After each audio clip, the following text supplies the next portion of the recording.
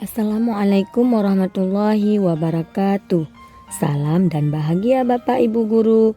Berjumpa kembali dengan saya Hayatun Nufus, calon guru penggerak angkatan 10 dari SD Negeri 1 Juli Kabupaten Biren. Video ini adalah koneksi antar materi modul 2.1 pembelajaran berdiferensiasi. Apa itu pembelajaran berdiferensiasi? Pembelajaran berdiferensiasi adalah usaha guru menyesuaikan proses pembelajaran di kelas untuk memenuhi kebutuhan belajar individu murid. Artinya, pembelajaran berdiferensiasi adalah pembelajaran untuk mendukung semua murid di kelas kita. Maksudnya apa ya? Ingat, setiap anak adalah unik. Mereka punya kelebihan dan kekurangannya masing-masing. Begitu pula dengan minat, gaya belajar, kebiasaan, pola pikir, kemampuan literasi, dan lainnya. Pasti berbeda kan? Nah, disinilah diperlukan usaha guru untuk dapat memenuhi kebutuhan belajar murid yang berbeda-beda, agar mereka merasa nyaman di kelas dan tentunya tujuan pembelajaran dapat tercapai. Lalu, bagaimana cara untuk dapat melakukan pembelajaran berdiferensiasi di kelas? Agar dapat melakukan pembelajaran berdiferensiasi, guru harus memahami tujuan pembelajaran terlebih dahulu. Selanjutnya, mengetahui dan merespon kebutuhan belajar murid, menciptakan lingkungan belajar yang mengundang murid untuk belajar, lakukan manajemen kelas yang efektif, dan lakukan penilaian berkelanjutan. Berkaitan dengan kebutuhan belajar murid, guru harus memahami 3 aspek berikut ini. Yang pertama, kesiapan belajar murid. Kesiapan belajar murid mengharuskan guru untuk menilai pengetahuan awal dan menentukan apa yang telah murid ketahui dan di mana murid berada. Yang kedua, minat murid. Minat setiap anak pasti berbeda-beda.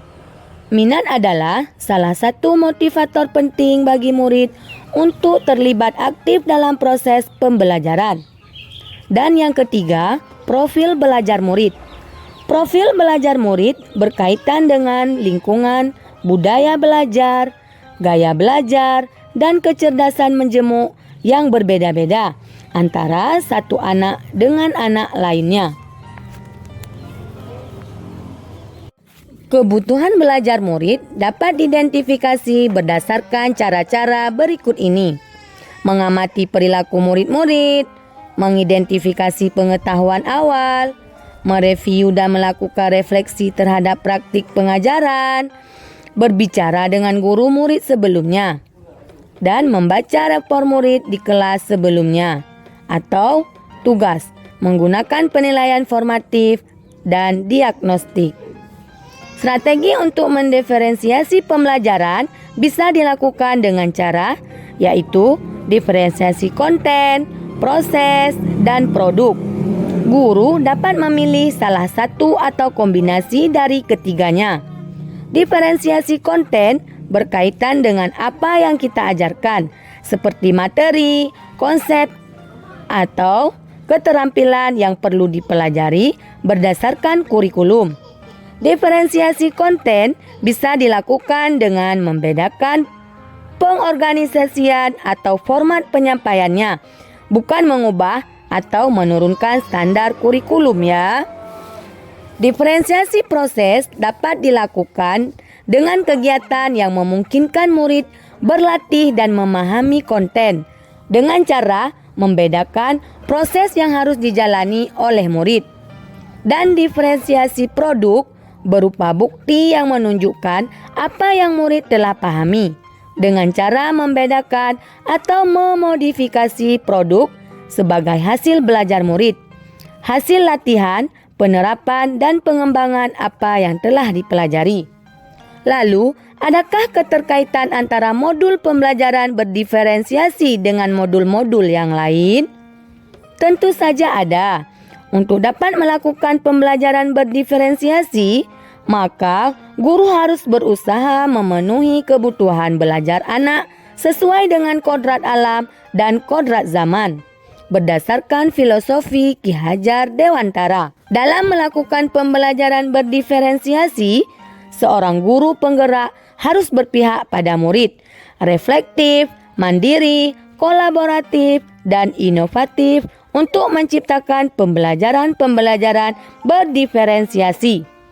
Agar dapat memenuhi kebutuhan murid, dengan demikian seorang guru penggerak dapat mewujudkan kepemimpinan murid dengan menuntun murid merdeka belajar. Hal ini sesuai dengan nilai dan peran guru penggerak.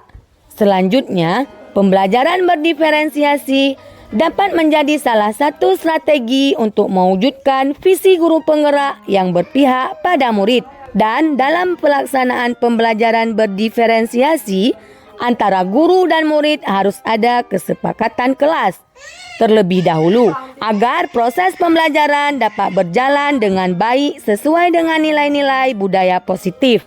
Demikian pemaparan koneksi antar materi modul 2.1. Semoga menginspirasi dan terima kasih. Salam dan bahagia. Wassalamualaikum warahmatullahi wabarakatuh.